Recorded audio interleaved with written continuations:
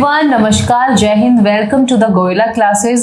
सो जो आज की हमारी लेक्चर है, हमारा वीडियो बहुत ज़्यादा इम्पोर्टेंट है। जो आपका AEE का जो पेपर होता है, असिस्टेंट एनवायरमेंट इंजीनियर का, ठीक है, तो उसमें जो आपका इंग्लिश का पोर्शन आता है, उसके लिए क्वेश्चंस बहुत ज़्यादा इंपॉर्टेंट है। क्योंकि अगर आपने प्रीवियस ईयर क्वेश्चन पेपर देखा है तो मैंने उसी के बेस्ड पे मैं क्वेश्चंस लेके आई हूँ, विच आर वेरी इंपॉर्टेंट। ठीक है जी। तो इसमें फर्स्ट जो हमारा क्वेश्चन है ये है कि if I am present there now I would help him. अब ये देखो, इफ लगा हुआ है तो कंडीशनल सेंटेंस है। अगर आपने अपना जो AEE का जो क्वेश्चन पेपर है प्रीवियस ईयर, अगर आपने वो देखा होगा तो आपको आइडिया हो जाएगा कि ये सारे क्वेश्चंस कितने ज्यादा इंपॉर्टेंट है। क्योंकि उसमें सब तरह के क्वेश्चंस आए थे। उसमें आपका क्वेश्चन टैग भी आया था, उसमें आपके फ्रेजल वर्ब्स भी थे, उसमें आपके सब्जेक्ट वर्ब एग्रीमेंट से रिलेटेड भी क्वेश्चन था।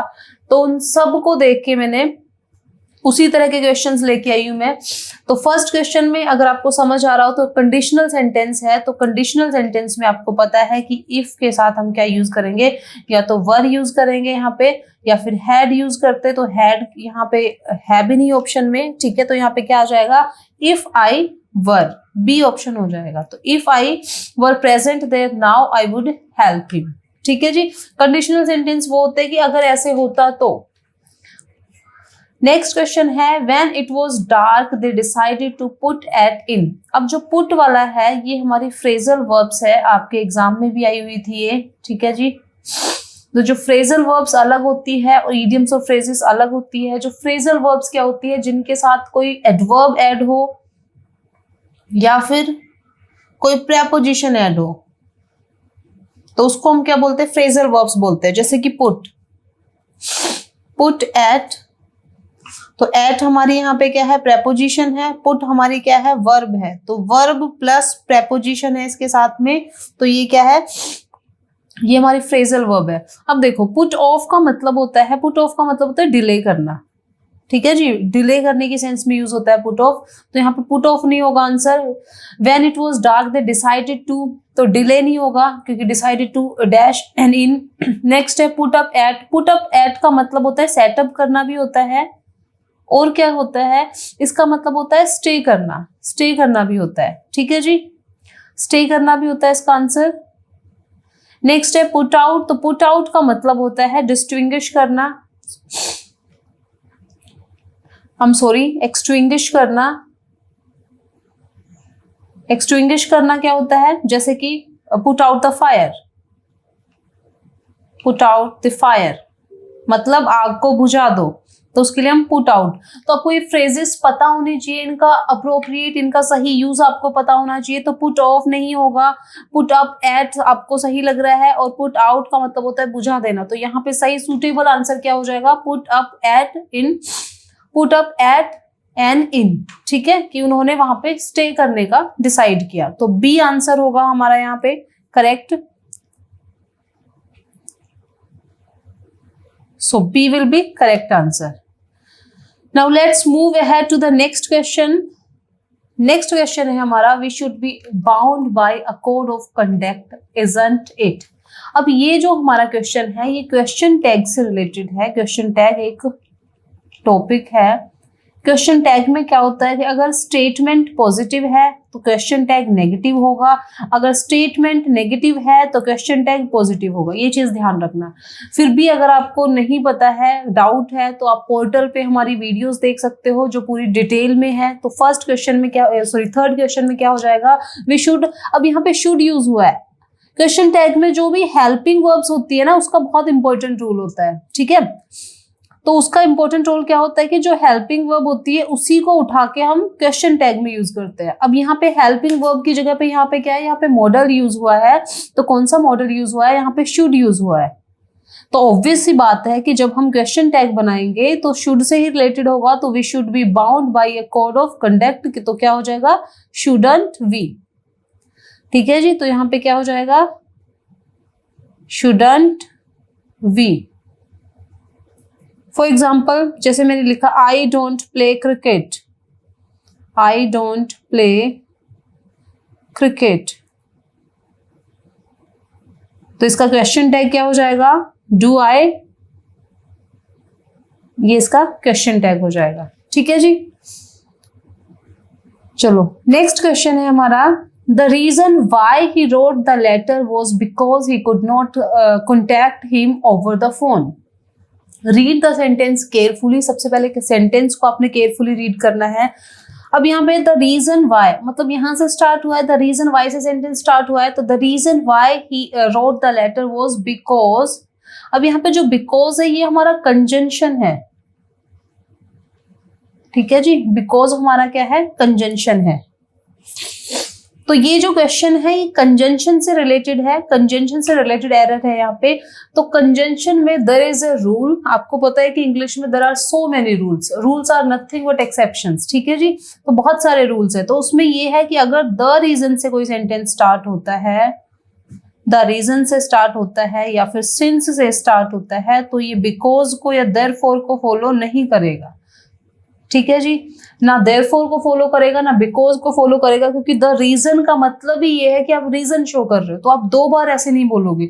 तो the reason why he wrote the letter was, तो यहाँ पे दैट हम देखते हैं कहाँ पे है, why he wrote the letter was since for which he wrote the letter, the reason why he wrote the letter, why he wrote the letter was that. हाँ, तो यहाँ पे क्या हो जाएगा, सी आंसर हो जाएगा। The reason why he wrote the letter was that, यहाँ पे बिकॉज की जगह पे दैट हो जाएगा, क्योंकि ये रूल है। अगर आपने पढ़ा होगा कि द रीजन होगा या फिर सिंस होगा तो वो दैट को फॉलो करेगा, ना कि देयरफॉर को, ना कि बिकॉज को। ठीक है जी, क्लियर। नेक्स्ट क्वेश्चन है हमारा fifth question, I hope you vividly remember the premiere of the film when I my wife and you were present in the hall. अब यहाँ पे I, my wife and you है। अब इसी को लेकर एरर बताया हुआ है कि इसमें से आपको एरर फाइंड आउट करना है। तो if you have studied the rules, अगर आपने रूल्स पढ़े हैं, ठीक है जी, तो आपको ये बहुत अच्छे से पता होगा। हमने प्रोनाउंस में पढ़े हैं ये चीजें। प्रोनाउंस में क्या है, एक रूल है फर्स्ट पर्सन, सेकंड पर्सन और थर्ड पर्सन को लेके, तो उसको लेके मैंने एक ट्रिक भी बताई थी। ठीक है, तो अभी हम चलो उसकी बात नहीं करते हैं। उसमें मैंने first person, second person and second person और थर्ड पर्सन और फर्स्ट पर्सन की बात की थी। तो अगर कोई sentence, if a sentence is negative, negative means अगर उसमें पार्डन है, गिल्टी है, सॉरी है या कोई मिस्टेक है, तो दिस शुड बी सीक्वेंस, ये सीक्वेंस होगा 1 2 3। और अगर सेंटेंस अफर्मेटिव है, नॉर्मल सेंटेंस है, पॉजिटिव सेंटेंस है, then this should be sequence. मतलब पहले सेकंड पर्सन आएगा, फिर देन थर्ड पर्सन आएगा और देन फर्स्ट पर्सन आएगा।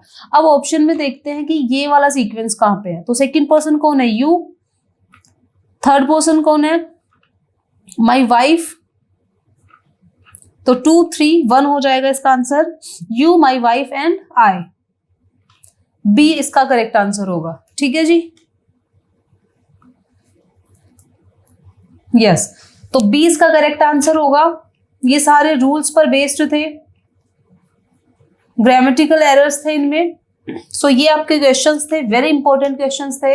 इनसे रिलेटेड आप टॉपिक से रिलेटेड मतलब आप रिवीजन कर सकते हो, सो दैट और भी ज्यादा आपको क्लियरिटी मिले। अभी बात हम करते हैं कोर्सेज की। तो ये 999 में हमारा एक कोर्स है जो आपको पता है HPSC AEE के लिए है। ठीक है, विच इज हम कह सकते हैं कि वेरी इंपॉर्टेंट। इसमें टेस्ट सीरीज आपको मिल जाएंगी। सिर्फ 999 में आपको टेस्ट सीरीज मिल जाएगी। इसके अलावा अगर आपको कॉम्बो चाहिए, आपको प्रीमियम लेक्चर्स भी चाहिए, तो वो आपको 999 में मिल जाएंगे। प्लस 33 इस पे ऑलरेडी 33% ऑफ दिया हुआ है। ठीक है, अगर आपको बंडल चाहिए तो इसमें आपके सारे मॉडर्न हिस्ट्री हो गए, इसके सारे लेक्चर्स होंगे। प्लस इसमें और आपको क्या मिल रहा है, इसमें आपको मॉडर्न हिस्ट्री हो गया, एंशिएंट हिस्ट्री हो गया, ये सारे टॉपिक्स कवर किए जाएंगे। सब्जेक्ट सारे कंप्लीट सब्जेक्ट इसमें कवर किए जाएंगे। इसके अलावा जो हमारा कोर्स है उसमें हरियाणा जीके, एनवायरनमेंट हो गया, करंट अफेयर्स हो गया, इंग्लिश लैंग्वेज, मतलब ये सारे जितने भी टॉपिक्स है ये सारे बहुत ही डिटेल में कवर किए जाएंगे। अब इसके लिए एक और इसमें जो हम कह सकते हैं कि सबसे ज्यादा इंपॉर्टेंट चीज क्या है कि जो फर्स्ट 50 स्टूडेंट्स है उनके लिए 50% डिस्काउंट दिया जाएगा। इसके लिए आपको क्या करना है, इसके लिए आपको फर्स्ट 50 जो हमारा कोड है उसको अप्लाई करोगे तो आपको 50% डिस्काउंट मिल जाएगा। ठीक है जी, तो जितना जल्दी हो सके आप इस ऑफर को अवेल कर सकते हो। ये हमारी गोरिल्ला क्लासेस का ऐप है जो आप डाउनलोड कर सकते हो। ये हमारे कुछ टॉपर्स हैं जो गोरिल्ला क्लासेस से हैं। ये जो महक स्वामी जी है इन्होंने रेटिंग दी हुई है जो SDM है और IPS है। इसके अलावा अगर आपको और डिटेल्स चाहिए है किसी भी रिगार्डिंग कोर्स के रिगार्डिंग या किसी भी चीज के रिगार्डिंग तो आप इन नंबर्स पे कांटेक्ट कर सकते हो। ये हमारे नंबर है। सो आज के लिए इतना ही। Thank you so much. Keep learning.